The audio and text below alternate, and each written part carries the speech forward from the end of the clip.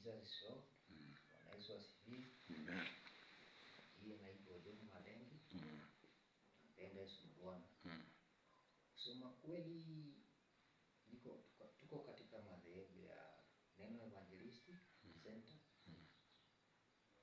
Tuko na pastor yetu hapa. Kazi yangu ameniombea, ameniwekea maombi. Kazi ilikuwa imekwama kabisa, na akaniwekea maombi, akanijenga mahali singeweza. Kazi yangu ile ilikuwa imekwama, akaniokoa katika hapa na pale, akaniwekea kwenye maombi, na Mungu akanitukuza. Kazi yangu inaendelea vile vile ilikuwa inaendelea, na Mungu amuongeze mahali ameniokoa hapa na pale.